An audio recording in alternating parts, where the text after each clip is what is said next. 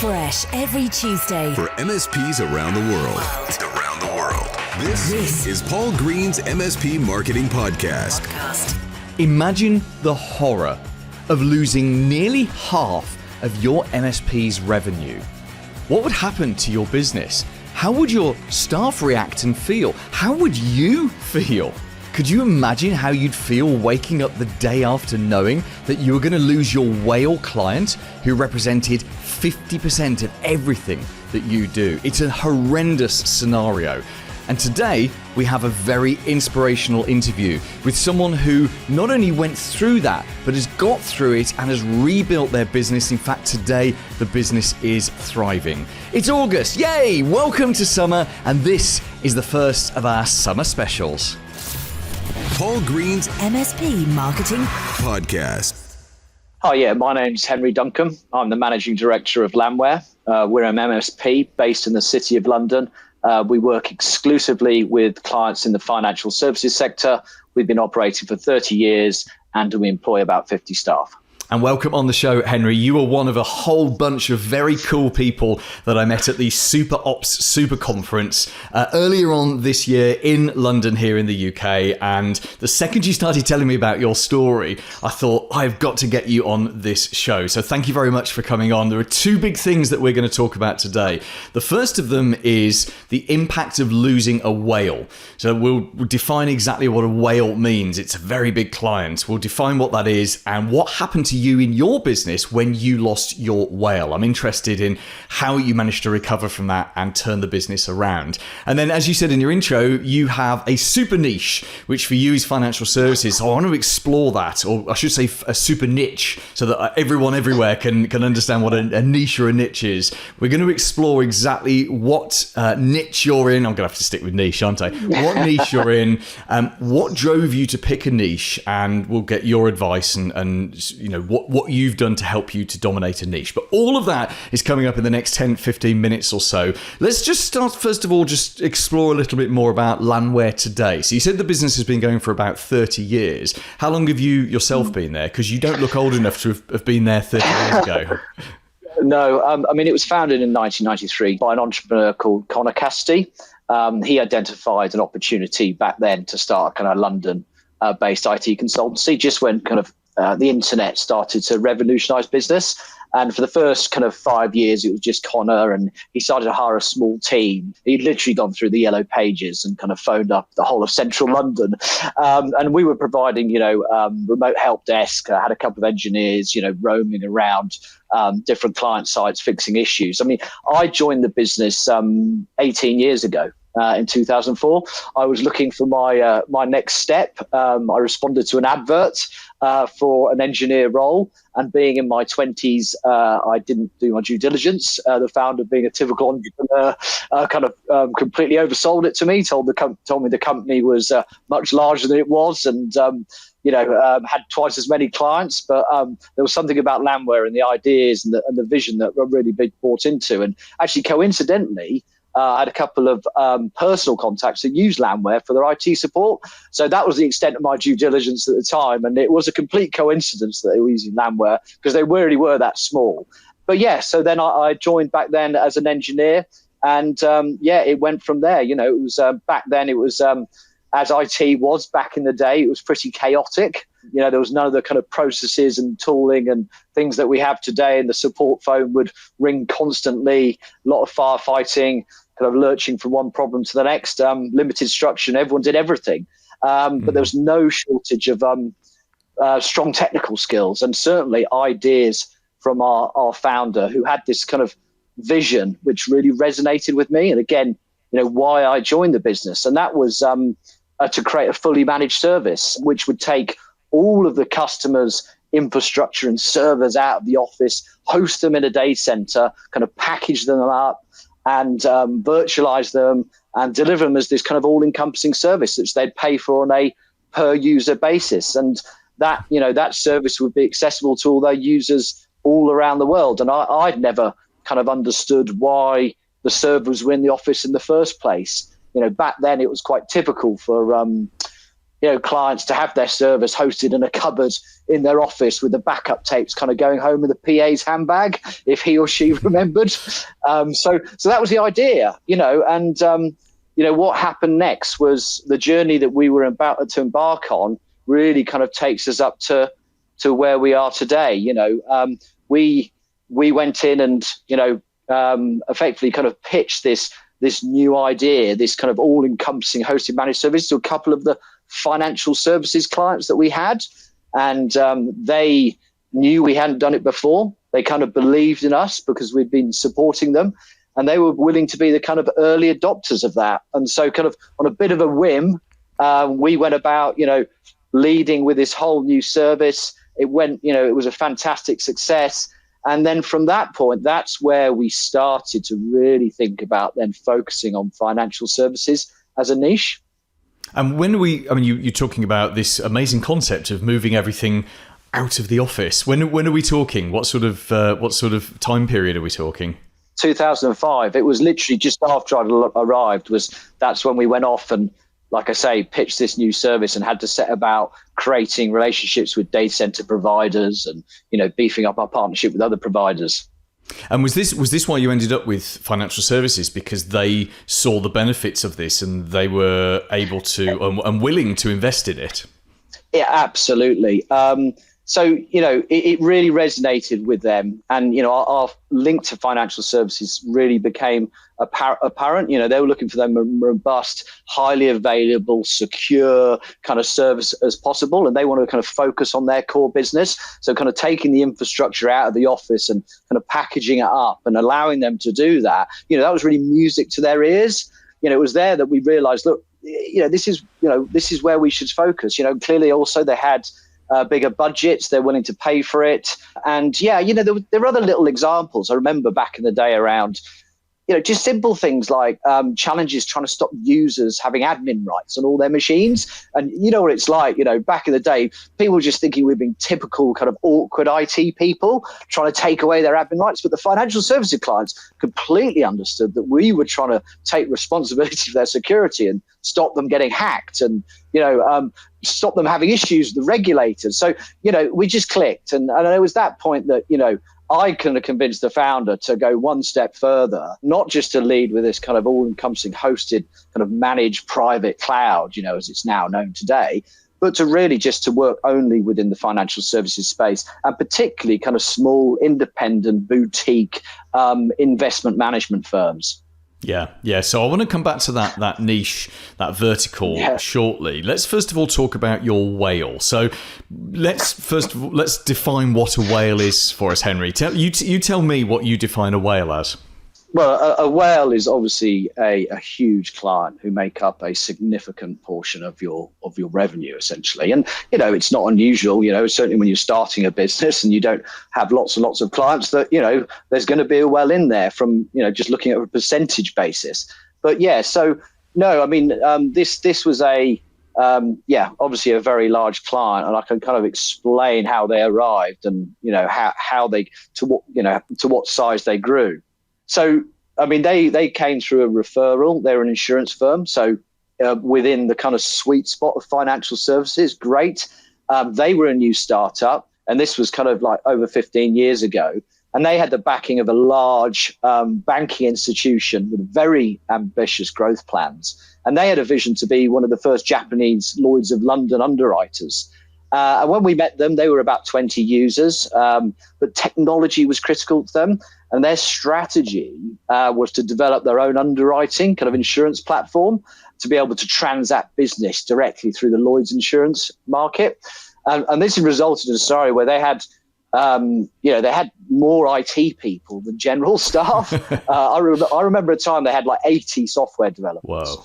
And the upshot for us was, the IT leadership and focus was more on the development of those bespoke systems and not so much kind of the day-to-day keeping the lights on, the desktop support, the infrastructure and the security. So the timing was great for us, going back to how we got into, re-architecting this kind of managed service. And it was great timing because, we were developing all that, and we were building out our data center capability and all that kind of stuff. So our businesses grew alongside each other, and they constantly pushed us to, think at a different level and increase our ranges of services to help them grow. They had, a dedicated team on site, and a lot of the hardware was leased via us too, and it drove up the value of the service. And, at its peak, it got to about kind of £4.5 million per annum, which was about half our revenue. So there's the whale, at its absolute peak. Yeah, I mean that's not just a whale. That's like a mega whale, a super whale. In fact, you had a nickname for it, didn't you? I think so. I think they were bordering on, and I think they were bordering on becoming a megalodon. I think is the prehistoric shark, isn't it? Yeah. But that's certainly where they ended up. Yeah. But at that time, they're definitely a whale. I mean, any whale that's 50% of your revenue is a massive threat. Yeah. When that represents £4.5 million worth of billable revenue, that's a business killer. And I guess, I mean, without going too much into the detail, because it must have been a horrendous and very traumatic time, that there was a point when that contract came to an end. Yeah, I mean, we had a bit of a perfect storm, sadly. So it wasn't just that contract coming to an end. Sadly, our founder, he passed away from cancer. I mean, he had been ill for a few years, and this left a number of challenges. Normal challenges, probate and ownership structure, and created some uncertainty. And I had kind of stepped up. And this was kind of, best part 10 years ago. I kind of stepped up at that point and running the business. You remember, I joined as an engineer, and the clients were supportive, but we still had a lot of that going on as when things started to go in the wrong direction with the whale client, and we received the news that they were going to merge with a much larger business. And it was more of a kind of a reverse takeover situation, but it was very clear that our client was the smaller entity and was to be absorbed into the bigger business. So from the start, we could just see that this was going to be a challenge too great for us, trying to scale up again, to position to support a combined organization that was kind of potentially 4,000 global users around the world. And especially, some of our key stakeholders and relationships, they were leaving the business. It was just too much risk. So that's where they definitely have gone from being a whale to that megalodon that we were talking about. And the client knew this too. The integration, as the integrations of the two companies started, the final scenario for us, became clear. And we had a hell of a ride for kind of 10, 14 years or whatever it was. But the immediate assessment of the impact to our business, was very serious. Amount of cost cutting and downsizing we had to do. And, there was a lot of fixed commitments in there, such as kind of the data center capacity and so on and so forth, which, it painted a very challenging picture. Were there points where you thought, I'm not going to be able to do this? There's no way we're going to be able to reduce the costs and keep people, because that's the thing, isn't it? If you've ever been in a business that's had to lose people and lose contracts quickly, it just creates this unbelievable feeling of uncertainty within everyone, and you find that the very best people are the first people to leave. Was there a point where you sat, head in hands and thought, how am I going to do this? Of course. Yeah, I mean, there was a lot of things that we learned, and, looking back, obviously I'm here today and, we're doing well. And, how did we turn this around? Well, first of all, and this is easier said than done, Paul, is, we didn't panic. Yes, the head was in the hands. In most cases, when a client goes in our world as an MSP, you do have an amount of time on your side. And the bigger they are, the more complex their technology, there's always going to be a significant transition period, for them to move away. It gives you an amount of time to make changes and kind of get your head around this.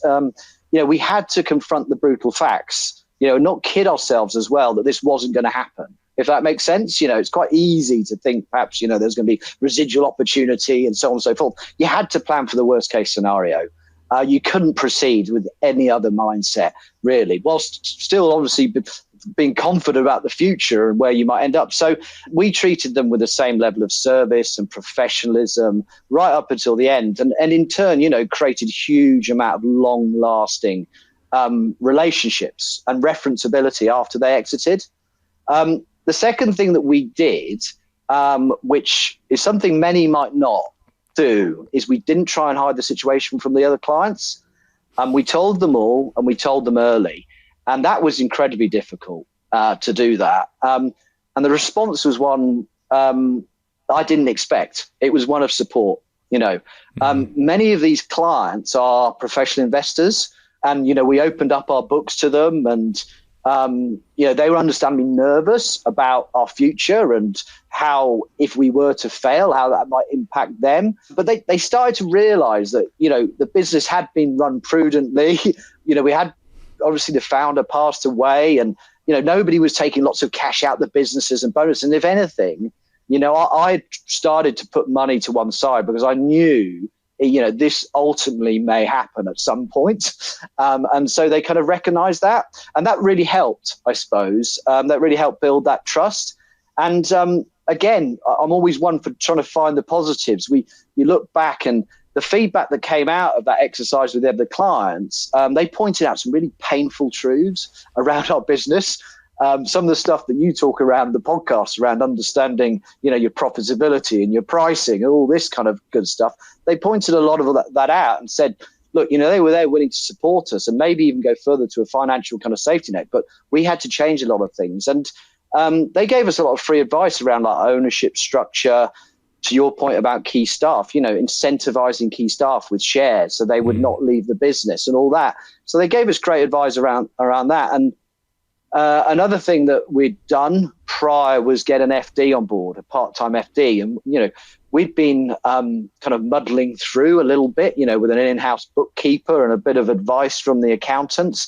And that wasn't appropriate, for a business that had grown so quickly and of our size and with that kind of key client risk. So when things went south, having an experienced FD on board, had a grip of the numbers, could play out various scenarios. That 10 gave the other clients a huge amount of confidence that whilst the forecast looked difficult, we understood the impact, and we could make those difficult decisions with, with some level of, some confidence in that. And I think and the other thing was about, everything had to change, particularly in terms of the product. Yeah, because we had become prisoners to our own experiences. Yeah, we felt the entire market was made up of clients like this with massive budgets, wanted to be on the forefront of technology, and this made us expensive. It made us inflexible. We became too wedded to one enterprise technology stack, which didn't resonate with the wider market. A simple example of this was the adoption of Office 365. Because we were so wedded to our data centers, a lot of the team just weren't on board with the public cloud.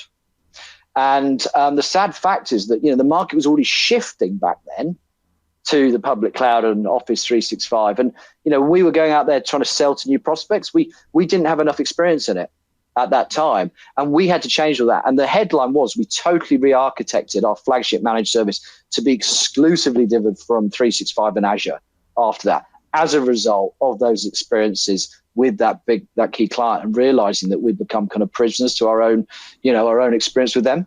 Yeah, this is an astonishing display of leadership, Henry. I have to say. I mean, to turn, because the decisions you've made, and I appreciate we're hearing a 10-minute version of what was probably 2 or 3 difficult years of your life. Yes. But I think every single business owner that hears that story can put themselves in that situation. So most of us wouldn't be on a turnover of £9 million, which is about 10, 11, $12 million. But even if you multiply that down or divide that down to a factor of 10, if you're sat on a turnover of 900,000, 90,000, and someone takes half of that away, you have to make some very, very difficult decisions. And everything you've said there shows to me tremendous leadership. Here, dear other clients, this is the problem we're in. This is why we're in that problem. Here are our books. Here is transparency. Just saying to your staff and showing to your staff that you believed in the future of the business so much that you're willing to give them,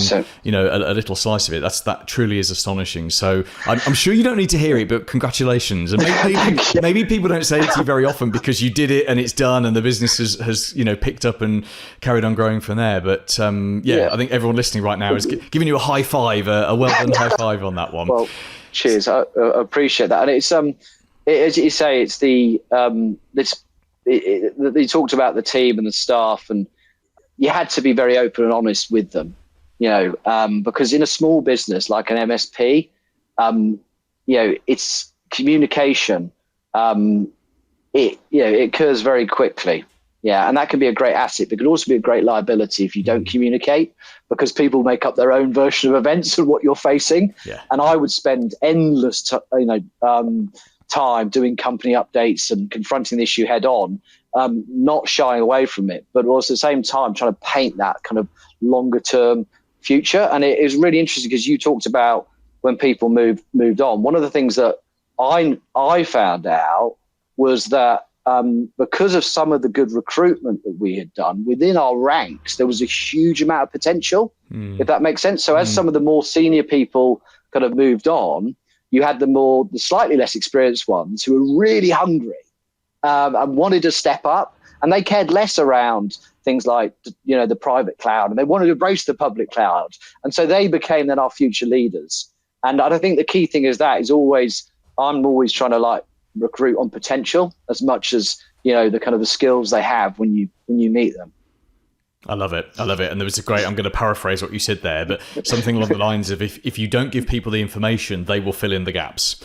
And they'll fill in the gaps. Yeah, that in itself is a fantastic people leadership thing. Okay, let's finish off looking at your vertical. So you right from your early days and from the point you joined the business 18 years ago, you've had this vertical, and yours is a nice cash spending, very focused, highly regulated vertical, which makes it very desirable. Now, obviously, you haven't just sat back on your laurels and just... Because the easy thing in a vertical is once you're in a vertical, you tend to get other businesses in that vertical just finding you. But you can still be very proactive with your marketing and go out looking for business. So talk us through what you do as a business now to be present in that vertical, to be dominant in it, to be the authority, and ultimately to get the leads coming in. Yeah, so I'll explain how we kind of ended up in this vertical and kind of the fit that we have for financial services. And I think, we sort of fell into it a little bit. And one thing I would say is for others considering going down this road is to proceed with a little bit of caution.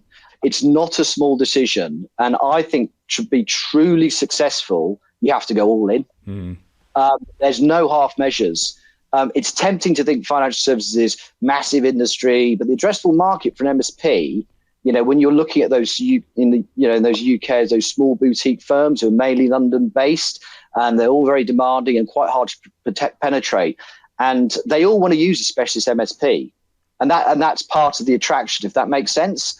And so, believe it or not, it goes deeper. There's like the niche within the niche within the niche. It's like the super niche. I'll give you an example: is that there's not a huge amount of MSPs kind of playing in this space, and the barriers to entry are significant. I mean, a lot of the times you'll have some of the other competitors. They may have a lot of kind of hedge fund clients, and other ones might have a lot of private equity clients. Do you see? So they're actual kind of within the vertical. They're these sub niches, if that makes sense. And a prospect will be looking for heavy weighting within your client base of organizations similar to them. So actually, as you get into it, it seems to go deeper and deeper. So to this day, it's taken a long time to get into where we are. And if I had to kind of turn down a lot of other opportunity outside the vertical, which is not easy. Yeah. So how do we find new business and market ourselves? So we brand everything we do around financial services. I'm sure you'd be sure. An example of that is our flagship managed service. So that's called Finance Forward 365. Yeah.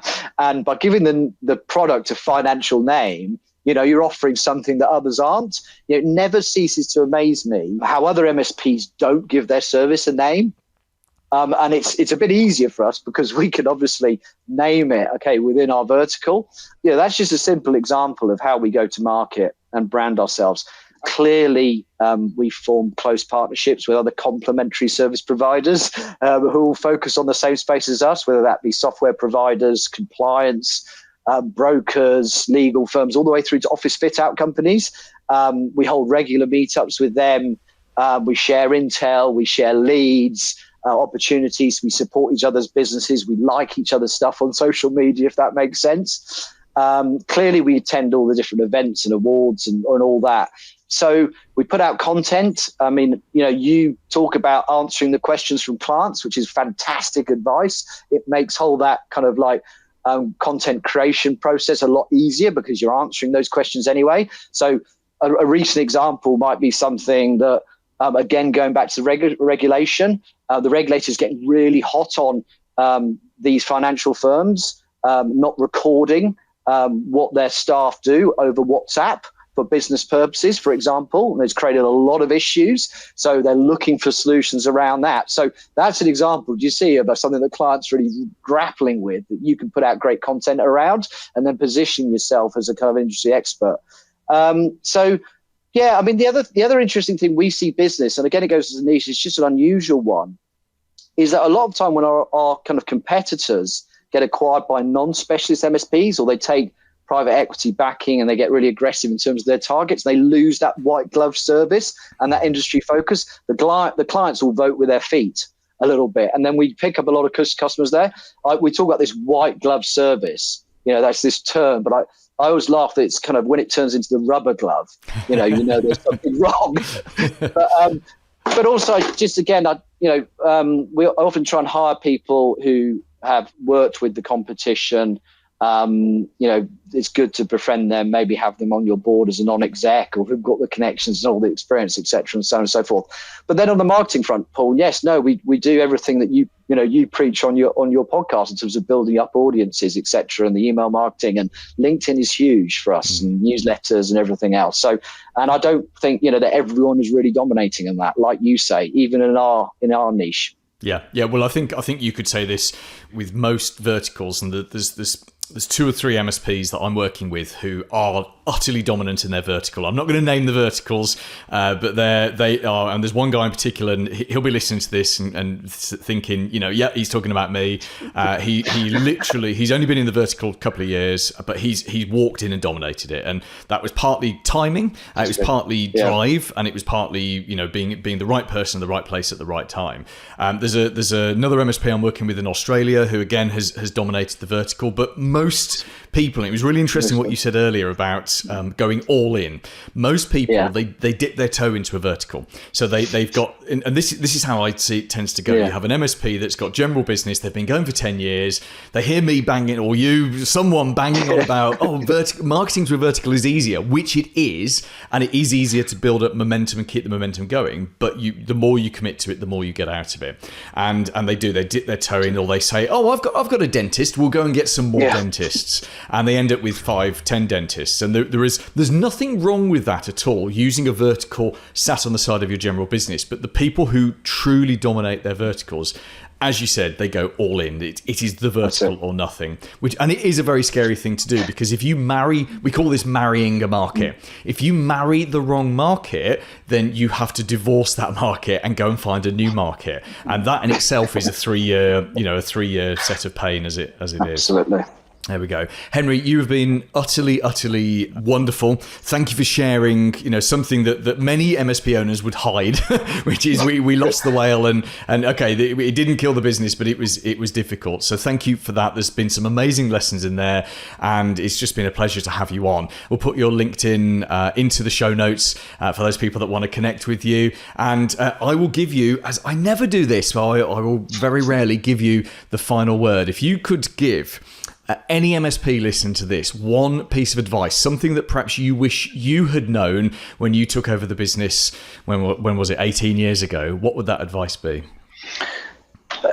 It's something that everyone else has said, and one of the reasons I'm on this podcast, it is getting out there into the wider community and really trying to build out those connections and that network, and spending time with other MSPs. It's something that I didn't do really. And actually what happened, with us being prisoners of our own experience, does that make sense? And the whale client, it forced me really just to get out and actually seek help talk to people. It's a combination of, I think, getting advice and a bit of therapy as well, because running an MSP, you do question whether it's this hard for everyone. It really is. It's a very demanding and operational business. And so we all need the support that we can get. So go get it. Coming up next week.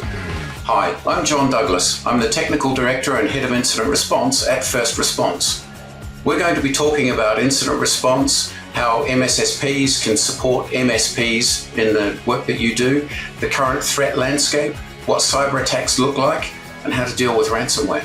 Now, this is saying something when a non-tech like me says it, but I found that discussion with John to be absolutely fascinating. He knows so much about cyber security and what we need to do to protect people out there. And I'm sure that you will love next week's summer special as well. Join me next Tuesday and have a very profitable week in your MSP. Made in the UK. For MSPs around the world. Paul Green's MSP Marketing Podcast.